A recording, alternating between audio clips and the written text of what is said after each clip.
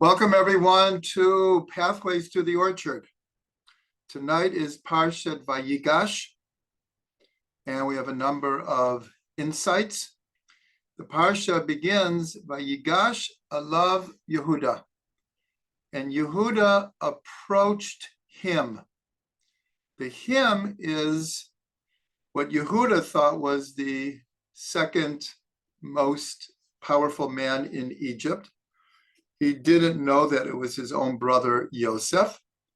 And so he draws close to him because in the previous portion, part of Yosef's plan to try to get them to do tshuva, to repent for what they had done by selling him, he wanted to see if they would be willing to give of themselves for another brother. So he concocted a whole plan, and now he's holding Binyamin and says, everyone could go home. I'm keeping Binyamin as my servant. And that's where this week's Parsha begins, where Yehuda approaches. That's what the word Vayigash means. He approached him to plead for his brother Binyamin and to offer himself as a replacement. Let Binyamin go home because my father will be so brokenhearted, he will not be able to survive if Binyamin doesn't go home. I'll be your servant. So when Yosef sees the self-sacrifice that Yehuda is willing to do, he finally realizes that they're ready to reconcile, and he reveals himself. And the brothers, like Ephraim was explaining, the brothers come back together, and the family is one again. So we're going to start by trying to understand this word Vayigash, and he approached him. So the commentaries tell us that Yehuda was actually doing three things simultaneously. We have to see it in layers of the text. Some of it is very subtle. So the first thing is on the simple text is he's pleading. He makes a heartfelt plea to Yosef. The second thing he does, and this is very, very subtle, when he approaches him, he says, you are like Paro. So when we read that, it's like part of his, we'll call it flattery of Yosef. In other words, I'm approaching you because you have the same power that Pharaoh does. So if you want to let Binyamin go, you can let him go. And I'll be your servant instead. In other words, you have the power of Pharaoh. But the Midrash says an amazing thing. The Midrash says that on one level, Yehuda is in a very compromised position. And he's standing before in a sense, the most powerful person in the world at that time. And he doesn't have much going for him. So he's pleading with him. But the Midrash says, when he said, you are like Pharaoh, what he was saying very subtly was, just like when Pharaoh took Sarah, God afflicted his house with a plague. Your house will also be afflicted with a plague. And the Midrash goes as far as to say that Yehuda said, if I have to destroy all of Egypt to get my brother back, that's exactly what I'll do. So again, it's very subtle in the text. So here, on one hand, he's pleading.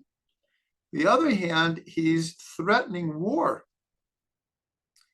And then there's a third thing third layer that we could see, because he addresses him as Adoni, my master. And our commentaries tell us if you take that same word and you change the vowels, this is one of the names of God. This is how we pronounce the four-letter name of God. In every blessing that we make, we say this name. And so we're told that along with threatening war and pleading, he's also praying to God. And so when you read we'll call it the speech that he makes to Yosef, his request, we could read it as he's directing it to God, because he understands that ultimately God will be the salvation here. And if God wants this person that he's pleading to be the agent, then that's how it will be. So here we see that Yehuda is doing three things simultaneously, and it runs through the text. He is trying to make peace. He's pleading. He's trying to make peace with Yosef. He's threatening war, and he's praying to God. So that's in itself is a very deep understanding. But now we'll ask ourselves, was there a precedent to what Yehuda did? In other words, Yehuda is in a very difficult situation, and he does three things simultaneously. Tries to make peace, he prepares for war, and he prays to God. So if we go back to Avram, so we see that the same language of Vayigash is used with Avram. This is in the 18th chapter. Give me a second.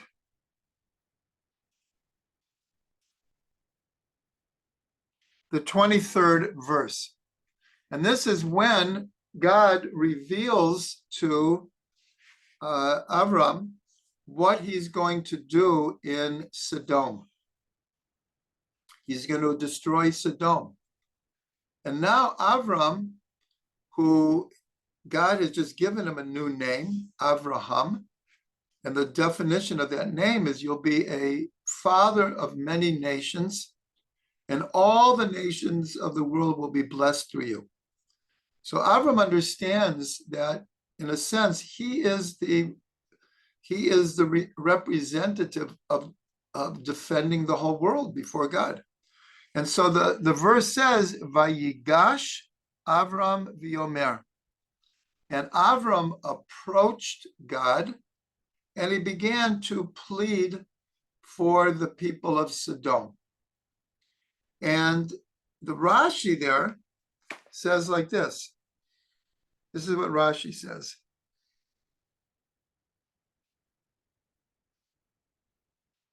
One second. He says that we find this language, Hagasha, just like in our Parsha, Vayigash. It's the same language with Avram, exactly, Vayigash. So Rashi says that we find the same language of Hagasha with Yoav. Yoav was the main general of King David. And in Chronicles, it says that Vayigash Yoav, but Yoav approached war.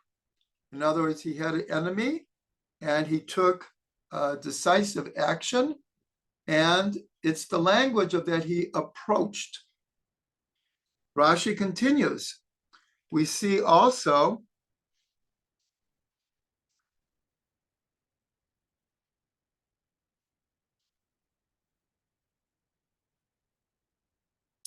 he quotes from our Torah portion.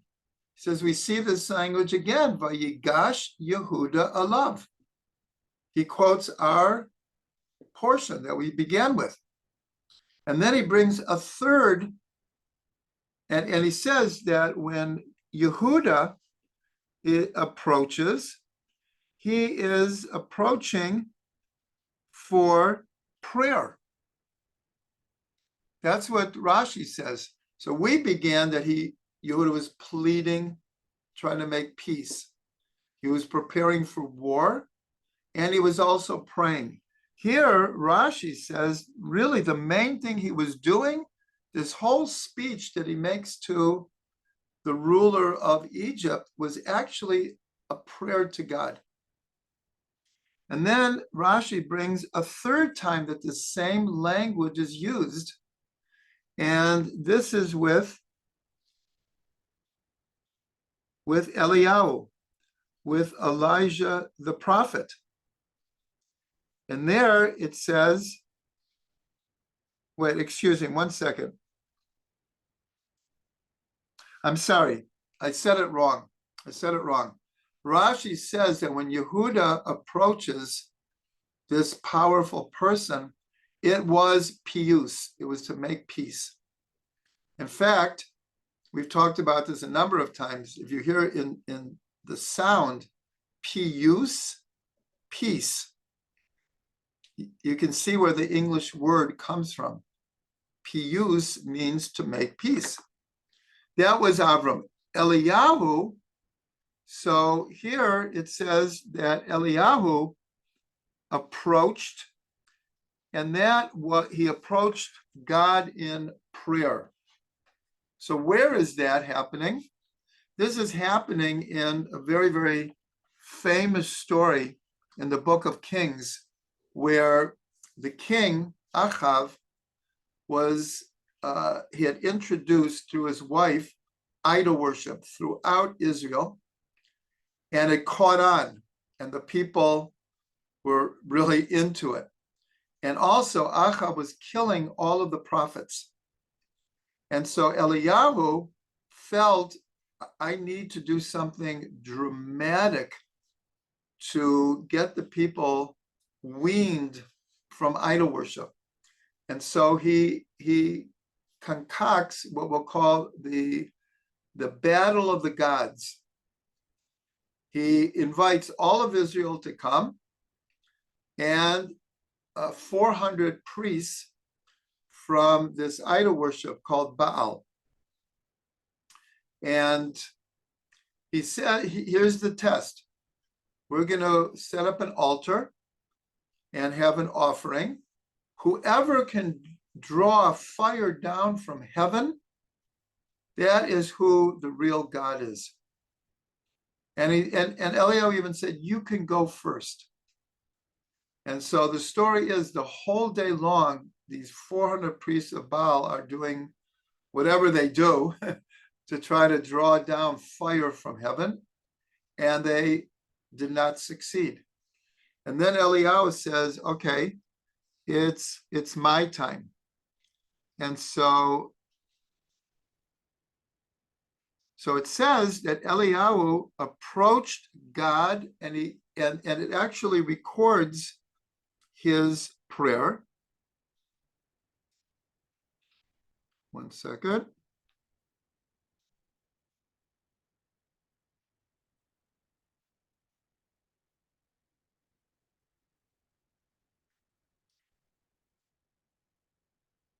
So it says, Vayigash Eliyahu hanavi v'yomer Hashem Elokei Avraham Yitzhak v'Yisrael Hayom yivada ki ata Elokim b'Yisrael. So he began a prayer. It goes on. He says, you are the God of Avram, Yitzhak, and Yisrael.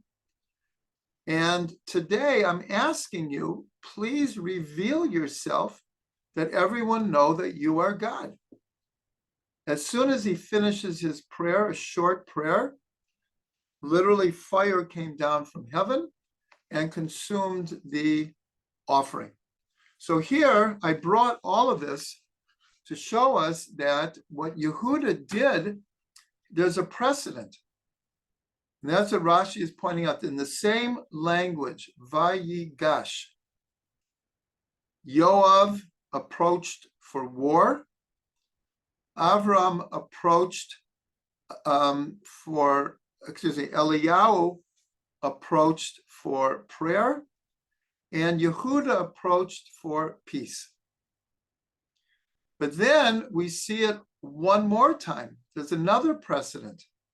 And this is when Yaakov is coming back to Eretz Yisrael, and he knows that he's going to meet Esav the next day. And he does three things, and Rashi points it out. He first sends gifts to Esav to make peace. And then he prays to God. And then he splits his camp and prepares for war. So here we have now three different examples of our parsha, Yehuda trying to make peace, preparing for war, and praying. And it was based on a precedent from Avram, who approaches God.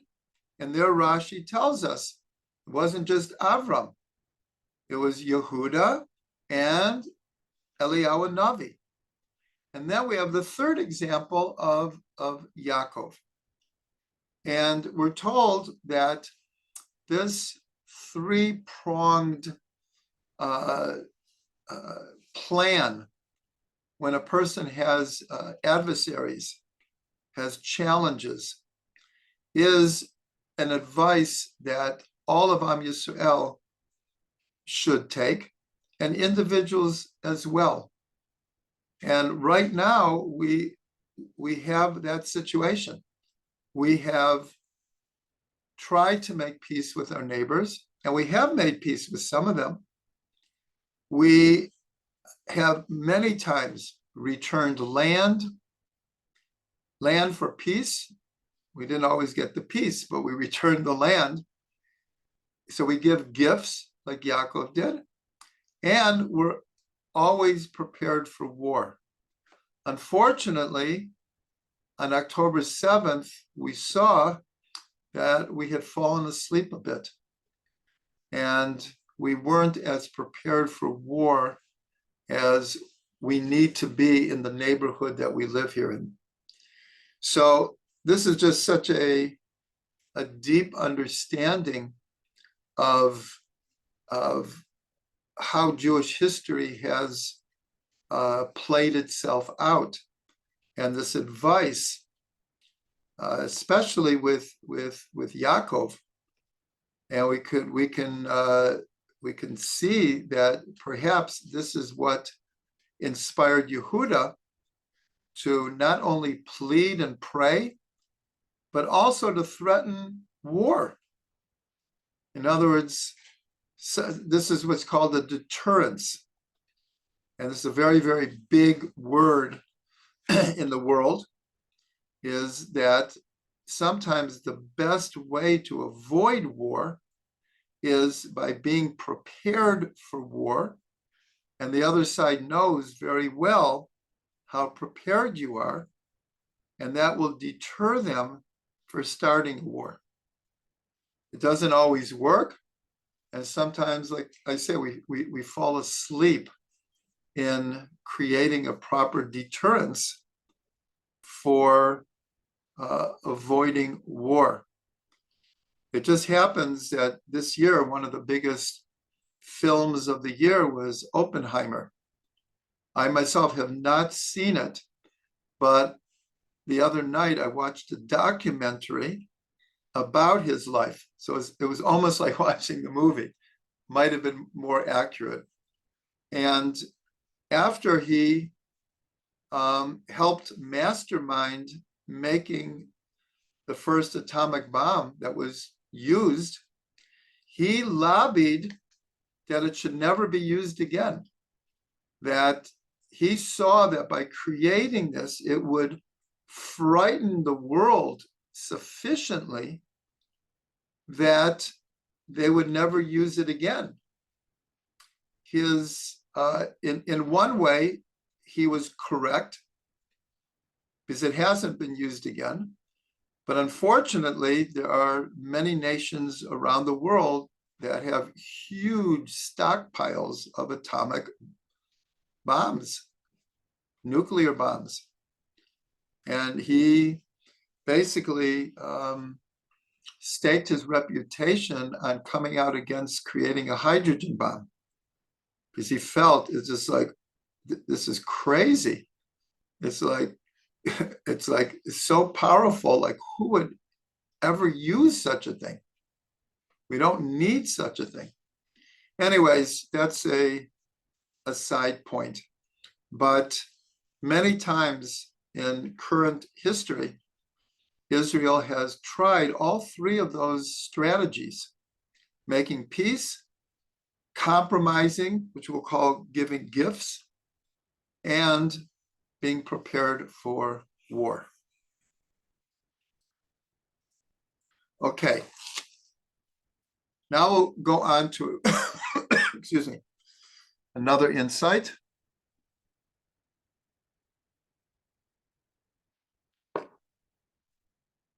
And that is, why is Yosef called Yosef Hatzadik?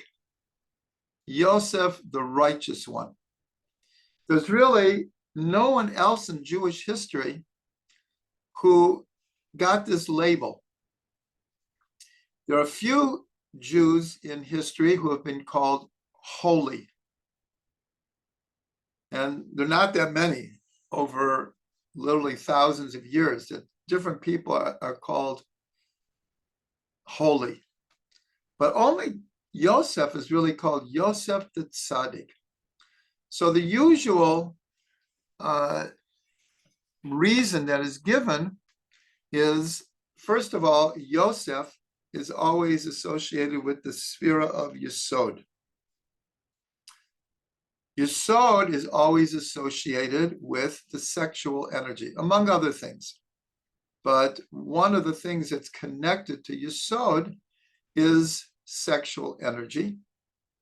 And Yosef had this incredible test with the wife of Potiphar.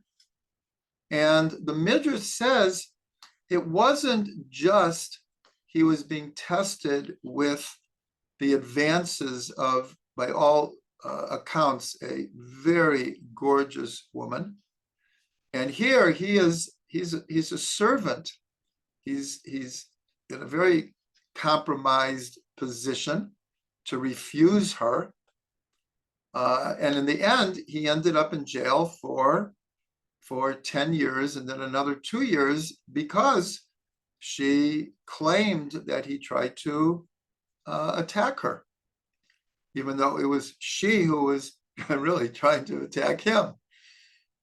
So the Midrash says it wasn't just he had to deal with his own Yetzer Hara, his own desire and passion. They said that the Yetzer Hara of the entire world came against him in this test. So if we can imagine such a thing. And Yosef, and there are different versions of how it happened. I'm not going to go into that right now, but he flees the house. And she grabbed his garment, and she claimed that he tried to attack her. And when he ran, because she screamed, she grabbed his garment. So that's the usual explanation, because he, in the Torah, became the prime example, the archetypal example of someone who could control their sexual urges and temptations. But Hasidus gives, in a sense, a much deeper understanding. And that is that if we think about it, here Yosef is now the second, or really, in a sense, the most important and powerful person in the world. He has all the power in the world. The whole world is coming, and he's feeding the whole world. And now his brothers show up, the same brothers who sold him into slavery. And now he's in a position to take revenge. It would almost be the most natural thing in the world is when they came and he recognized who they were, is like, okay, I've been waiting all these years. But the fact is, Yosef wasn't waiting all these years to get revenge. What he was waiting for was to make peace in the family.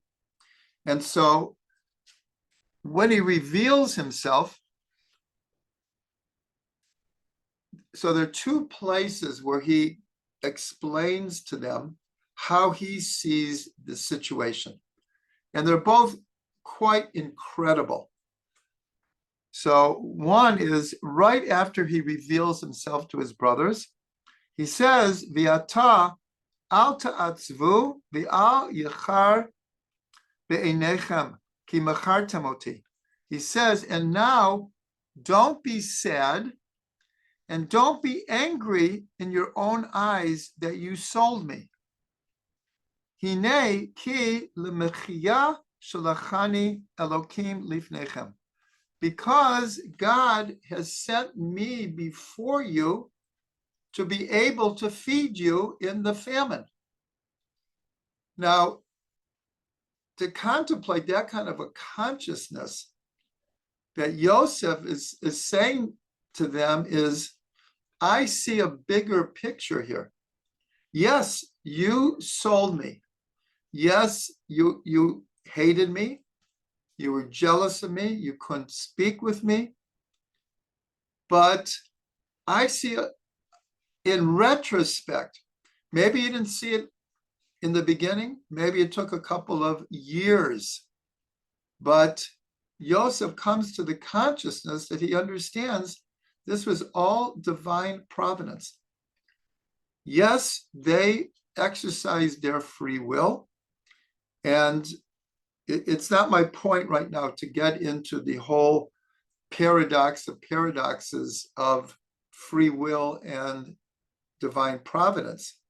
But this is one of the classic stories where Yosef is saying, you exercised your free will and you have to take responsibility for that.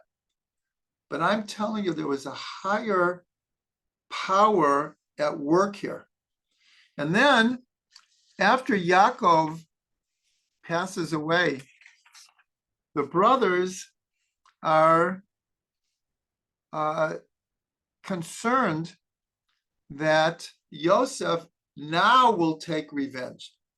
They thought maybe Yosef didn't take revenge because Yaakov is still alive. And they all had the ultimate respect for their father. But now that Yaakov is gone, they even say, now that Yaakov is gone, we'll all be your servants. Because they were, in a sense, sure that Yosef, being a human being with human emotions, how could he not want revenge? And so here again, he explains to them. So I just have to find it here. 20. Oh, I see.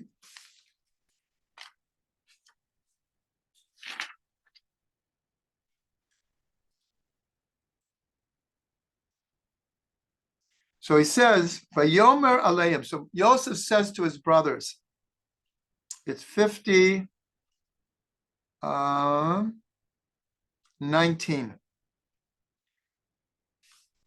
Vayomer Aleim Yosef, Al tira'u ki hatachat Elokimani. Don't be afraid of me. Am I instead of God? God is who decides on merits and punishments, not me. But he continues, V'atem chashavtem alai ra'a. You thought to do evil to me. At that point, you hated me. and you even plotted to kill me. So you meant to do evil to me. Elokim chashva l'tova, but God was working behind the scenes, and he had a good outcome planned. Laman aseh kiyom hazeh la'achayot amrav, in order that I would be able to sustain a whole people, meaning we are now Bnei Yisrael. We're not just a little family. We are the core of Bnei Yisrael. That's why I ended up here. But again, you thought to do me evil, but God thought to do it for the good. So all of this is to explain perhaps a deeper reason why he's called Yosef Tzaddik, that he reached such a level of consciousness that he could get over and through any kind of natural human emotion that would have been natural, and instead saw God's hand in everything. So obviously this is such a deep teaching for each and every one of us, that so many times things happen to us, and our first reaction is, why is this terrible thing happening? Why is this negative thing happening? Why is this evil thing happening? And sometimes we're granted enough consciousness. Sometimes it happens immediately. Sometimes it takes days, weeks, months, years, sometimes generations, to see how good comes out of evil. The Baal Shem Tov had a phrase that Ra kisei l'tov.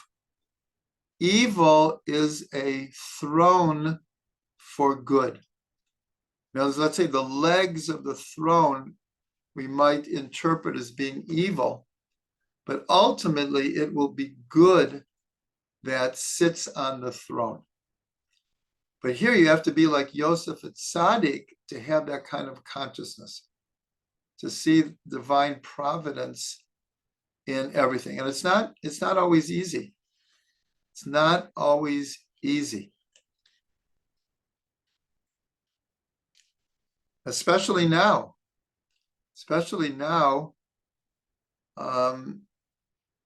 when confronted daily with not such good news daily. And I always try to be current. The news that we got after Shabbat, it was just so heartbreaking. It can't even express it. This whole story of the mistaken killing of 3 hostages, who it's just so here, believe me, all day long I've been like, what is the divine providence here? I have to admit, I can't get it yet. Hopefully I will, and especially for the 3 people that it happened to. Like Reb Shlomo used to say all the time, what do we know? What do we know?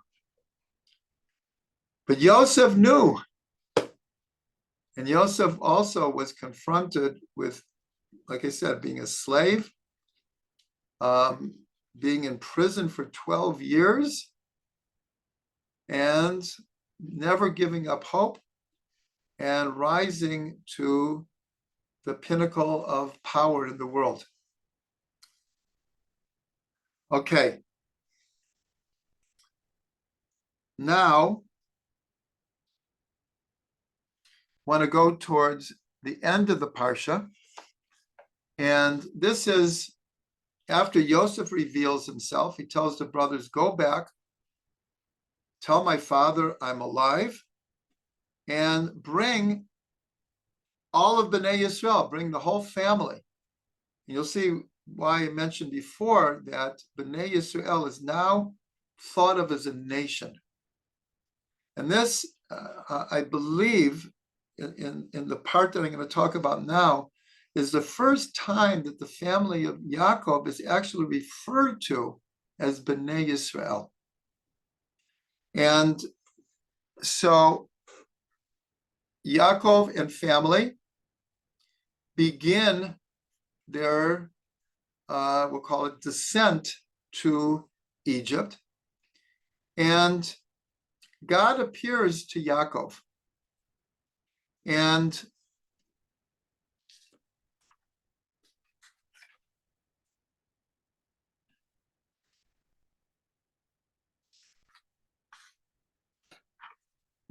he addresses Yaakov. And what we see here, I'm going to make a number of points, kind of like put them together. So first of all, it says, Vayisa Yisrael v'kol asher lo v'yavo Beersheva v'yizbach zevachim lelokei aviv Yitzchak.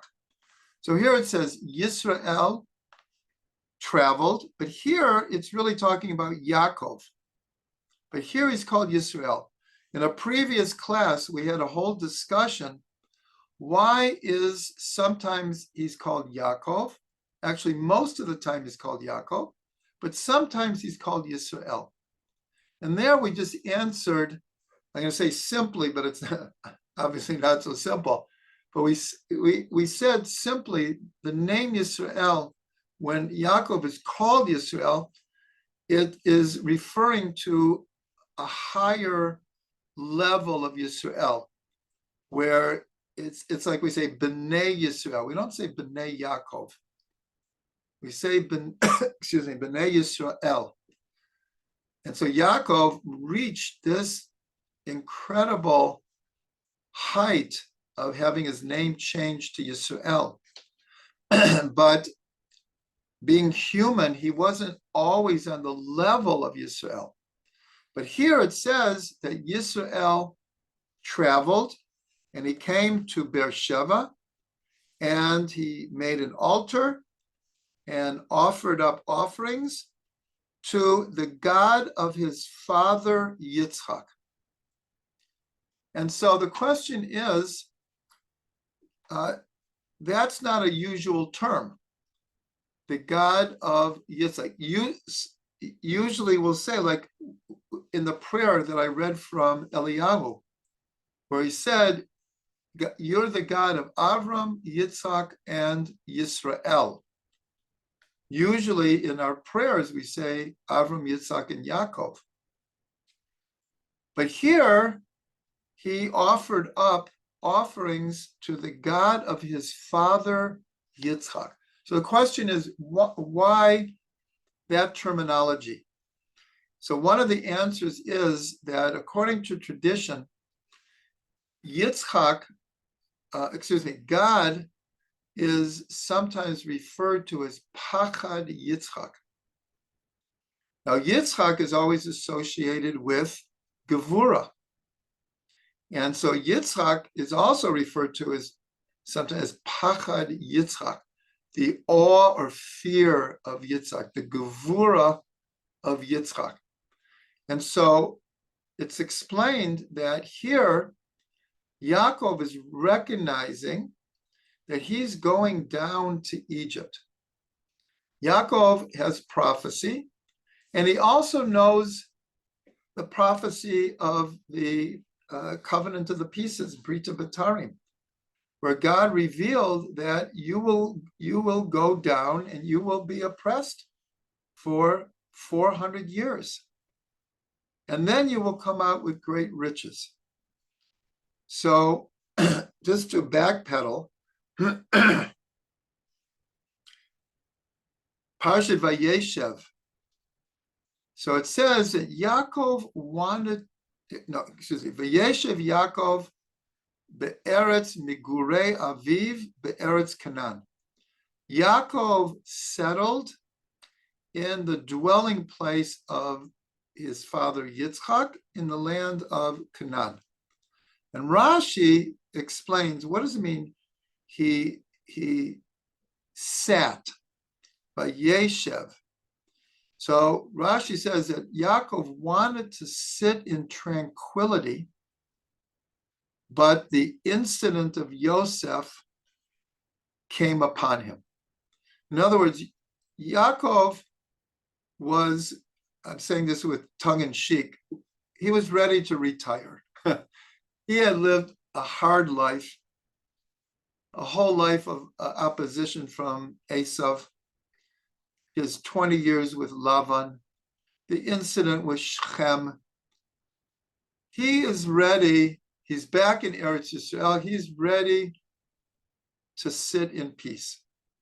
Now, there's many, many levels to understanding this, but one of them is a very, very interesting one.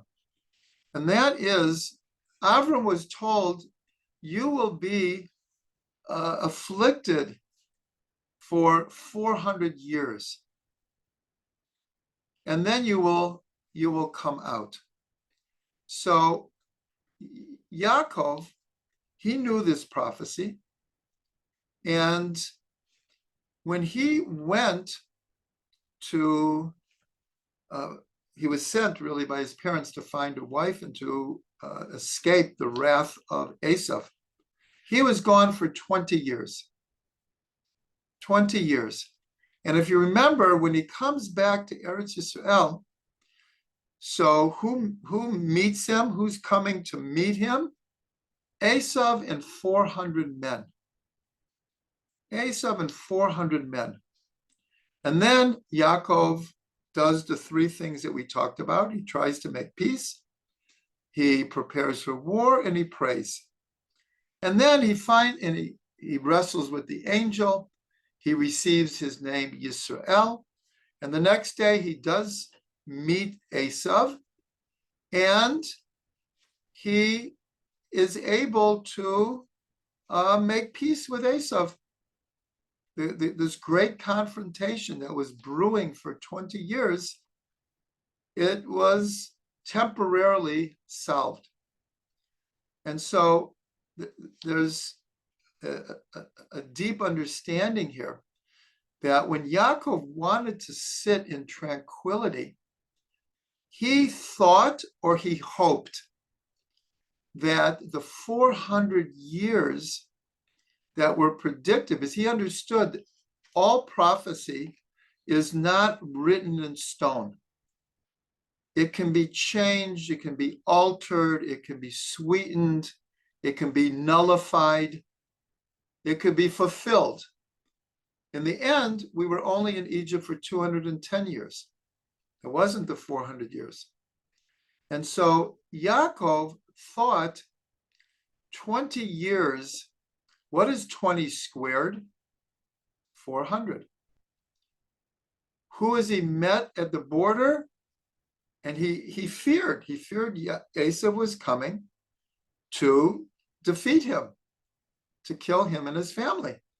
He came with 400 men, but he prevailed.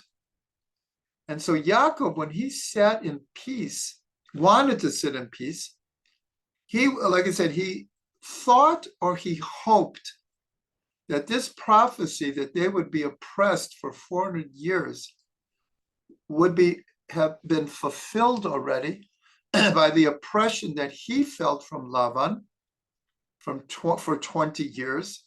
20 squared is 400. And by defeating the angel and by prevailing over Esav when they finally met. And the 400 men, in a sense, become symbolic of the 400 years that they were to be slaves.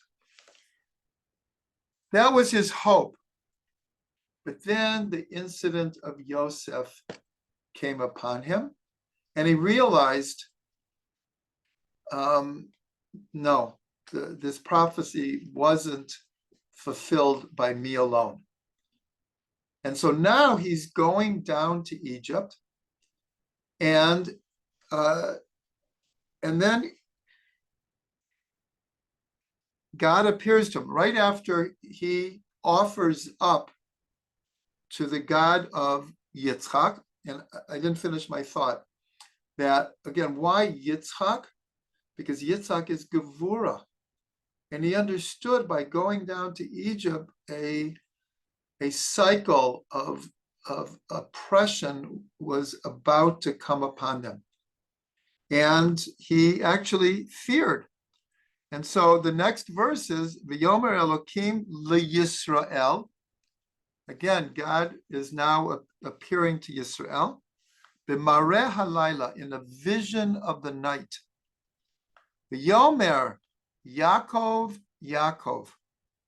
V'yomer Hineni. But here, it's very mysterious. It says that he appears to Yisrael, but that he calls him not just Yaakov, Yaakov, Yaakov. And this is one of only 4 places in the entire Tanakh where a person is called by God twice. Moshe, Moshe, Avraham, Avraham, Shmuel, Shmuel, and Yaakov, Yaakov. But here we see Yisrael and Yaakov again appearing in the same verse. And how does Yaakov respond? He says, Hineni. Just like Abraham did when God gave him his 10th test, the Akedah. And just like Yosef said when Yaakov sent him to check on the peace of his brothers. And there's literally been discussion for thousands of years as to what was Yaakov's intention and what did he think was going to happen by sending Yosef to the 10 brothers who hated him.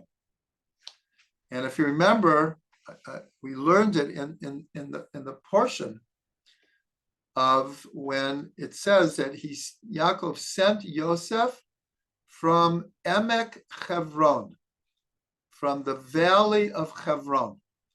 And in one of the most classic Rashis, Rashi says, what does it mean, the valley of Chevron? Chevron is in the mountains.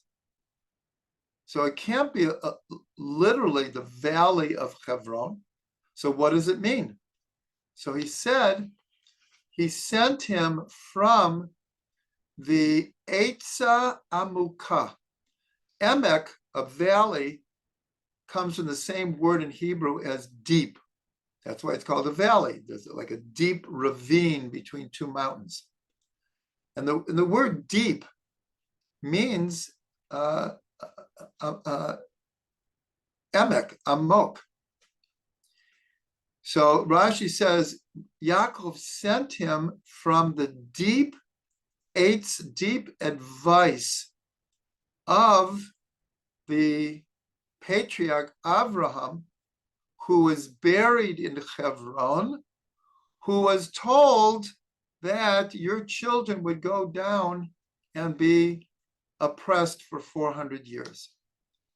So what Rashi is alluding to, that either Yaakov knew consciously or maybe more unconsciously, what's called unclear prophecy, that by sending Yosef, that was the beginning of the true descent to Egypt. That began the ball rolling. Now, what we're discussing is now Yaakov is going down with his whole family. And so he addresses God as the God of his father Yitzchak, of Gevura. He sees Gevura coming. And then God calls him twice, Yaakov, Yaakov. And then the next verse says, Vayomer, God says, Anochi ha'el Elokei avicha, I am the God of your father. Al tira mirda Mitzrayim. Don't be afraid to go down to Egypt. Ki lagoy gadol asimcha sham. I will make you into a great nation there. Anochi ered imcha Mitzrayma, v'anochi a'alcha gam Allah. I will go down with you to Egypt, and I will surely bring you up. Now, the language here needs explanation because it's a double language. A'alcha gam Allah. So literally means I will bring you up, also up. The way it's translated is because it's a double language, it's like for emphasis. And so it's usually translated, I will surely bring you up. But when you look at it literally, and this is what some of the commentaries read into this, because God says directly, I will go down with you. Don't be afraid. I will be with you, and I will bring you up. Well, if God is going down with them and he's bringing them up, that means that the second language of Allah means that God is going to come up with them. That's almost obvious in the context. If God is going down with them and then he brings them up, so he'll come up also. But this is the source of the concept called the exile of the Shekhinah.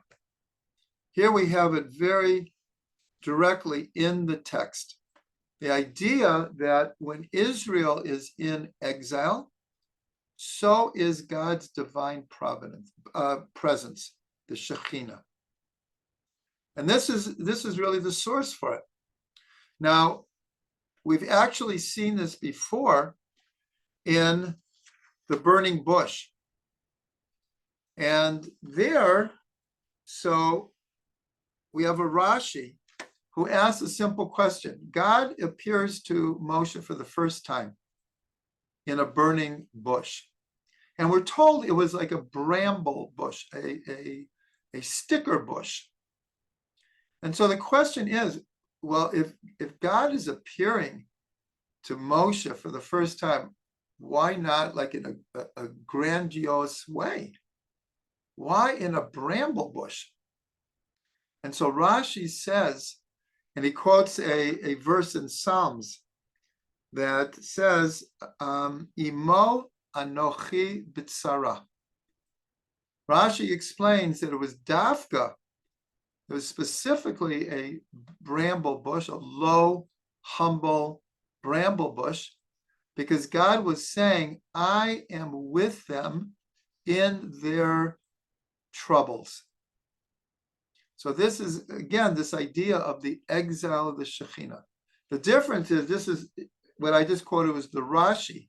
It's not in the text itself. But here is the same idea, and it comes from Psalms. I can't read which one here. It might be 31:15, but I can't read my own writing. Imo anochi b'tzara. This is a theme that runs throughout Jewish tradition, and sometimes it's called the exile of the Shekhinah. And so, Kabbalistically, in many instances, when we talk about the Shekhinah, we talk about God's presence in the world. Most of the time, it's in relationship to God's feminine presence. And here, though, we're making a deep connection between all of Israel being associated with the Shekhinah. And so there's a way to see that the exile of the Shekhinah is the exile of Israel. And the exile of Israel is the exile of the Shekhinah. So, of course, this is a very profound profound idea.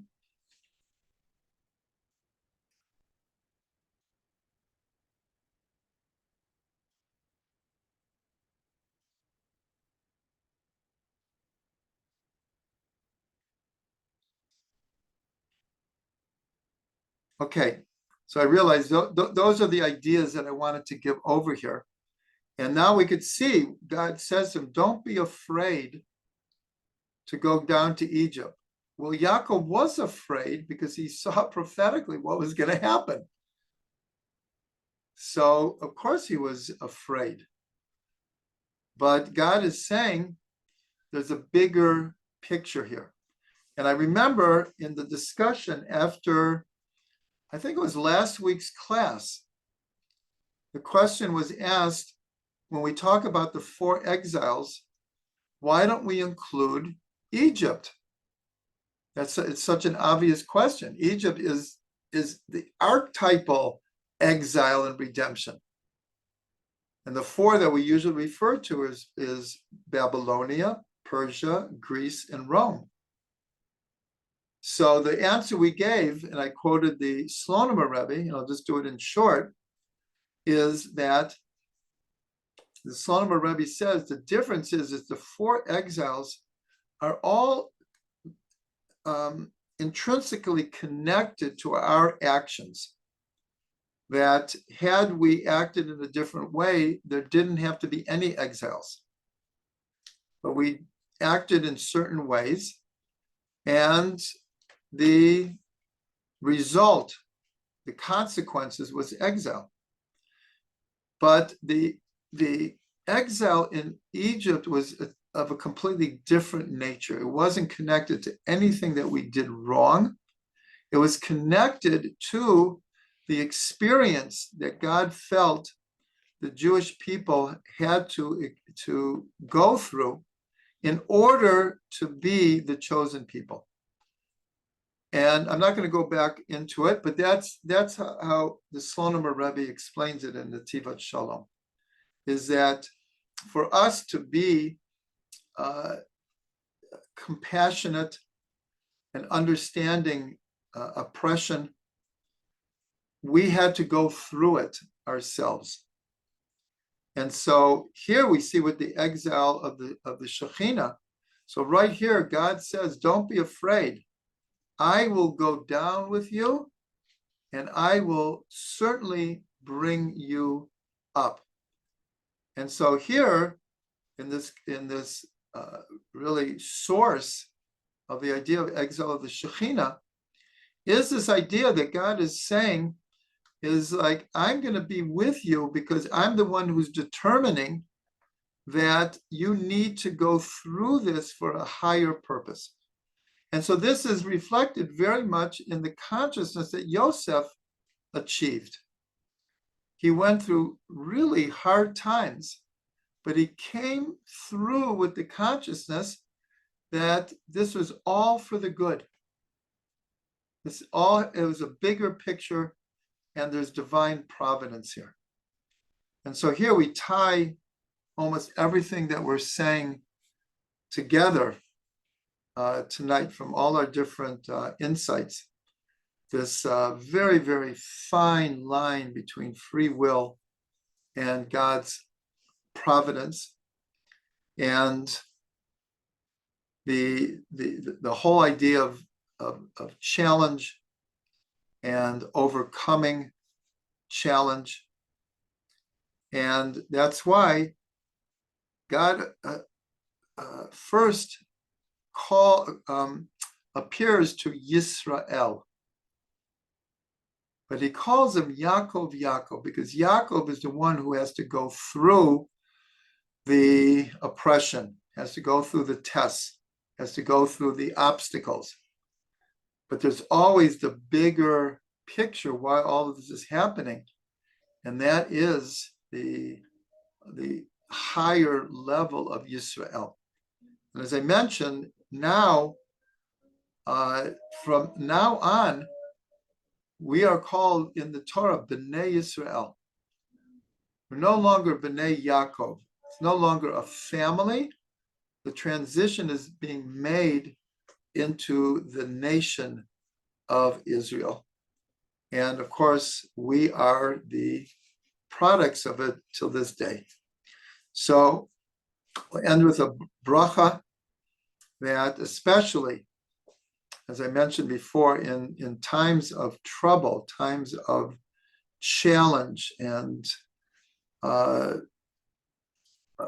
real questioning and trials of faith, is when we really need to look for and try to understand the divine providence that is happening in our lives, in Israel, and the whole world. And hopefully we'll be blessed to have that kind of consciousness.